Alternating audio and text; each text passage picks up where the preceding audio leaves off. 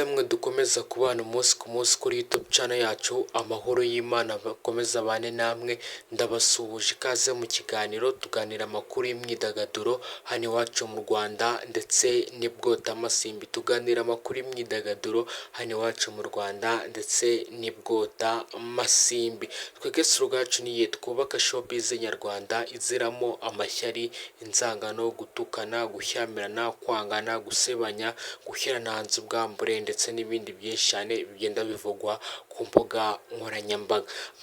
Ubwo mu minsi itambutse cyangwa ku mugoroba nibwo nabumvishe ikiganiro cy'uwitwa Nessa ubwo yavugaga ko abahanzi batari banini cyane bagiye bakumirwa mu ibitaramo bigahabwa bamwe abandi nibabibahe bakavuga ngo bamwe ibiyobyabwenge bakavuga iki kubera yuko witwa Godfather ko yaje akabaha platform bakagira aho bavugira ahubwo ngo bashaka kubanyiza avuga yuko witwa Godfather nta kintu na kimwe yigize amarira umuziki nyarwanda. So rero mwabyumvishe uwitwa Nessa mwumvisha amagambo yatangaje cyane nagiye mbona yagiye akora no ku mitima y'abantu. So rero witwa Godfather ubwo yakomeje kuzana ibintu bya TikTok live nibwo yagiye azanaho bahanzi b'ibyamamare ba Bruce Melody ba Bushari ba Ama-G The Black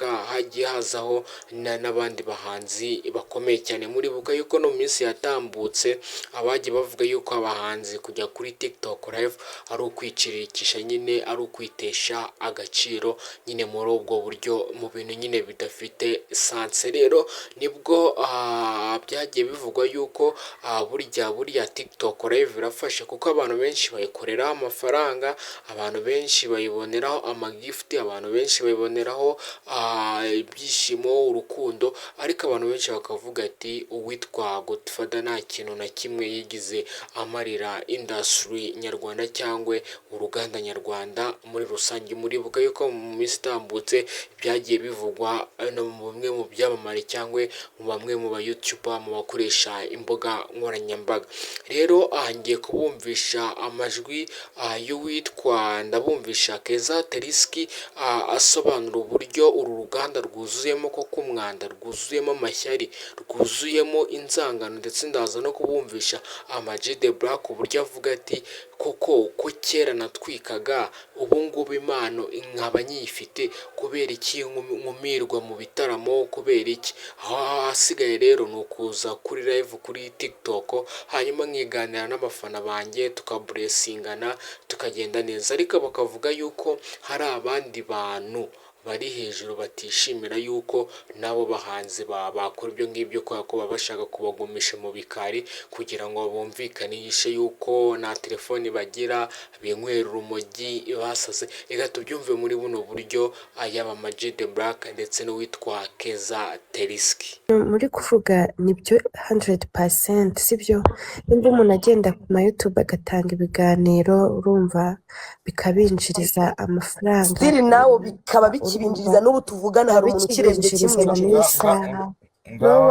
waza hano nk'uyu muntu wa Nyamagabe urumva kuva mu kwa mbere kujya mu kwezi kwa kane yinjije 27,000 by'idolari uri kubyumva.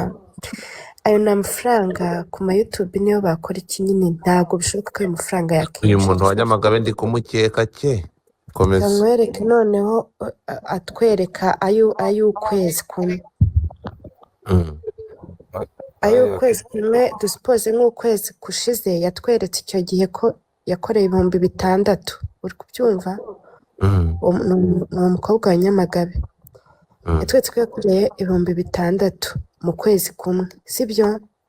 None se mwa bantu mwe muragira ngo bigende gute nimba umuntu ashobora kugenda agakorera aya mafaranga nta bindi bintu yanyuzemo ubu ngubu yaje yabahaye we ibiganiro uwo muntu nta natanu mwamuhaye ntaki araje none nta n'abakunzi be yahuye nabo Godfather muraganire nawe reka mbe ngiye mu kazi nta n'abakunzi biwe yahuye nabo urumva ngo baganire bagire ute, abo nimba ari umuhanzi ibyo bitaramo ntimumuhamagara mu kazi ngo agende nawe ahure n'abakunzi bataramire, muhora muhereza abantu bamwe gusa ibitaramo bagende baririmbe. Urumva ba bandi nyine bagende bo bicwe n'amadepresiyo, ngo bahora mu biyobyabwenge, ngo nta matelefone bagira mazima, ngo ntaki, kandi nyamara ni uko muhora muri ba bantu bamwe gusa. None nimba umuntu yiboneye amahirwe yo kuza agahura n'abakunzi biwe bamubuze,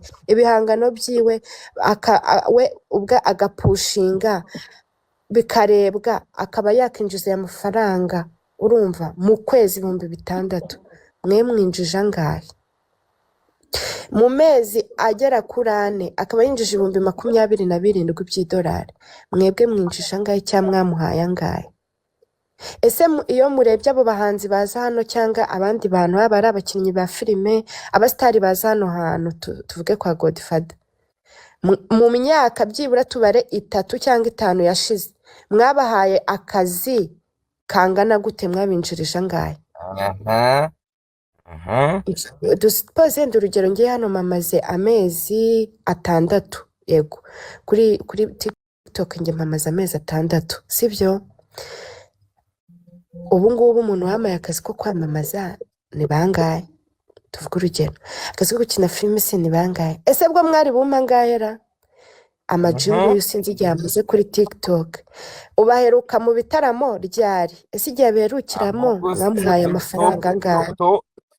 Top Chief Sirigitana, reba nk'umuntu wanditse abanzi baza hano. Nizere ko mwabyumvisha, yaba Keza Teriski ndetse na Ama-G The Black. Ariko se tukibaza, na Ama-G The Black wagiye usohora indirimbo nka za Nyabarongo n'izindi ndirimbo nyinshi yagiye akorana na ba Bruce Melody, indirimbo yagiye akorana na ba Urban Boys, ko yatwikaga cyane. Ubu se nibwo inganzo ye cyangwa kuririmba kwe kwaguye hasi?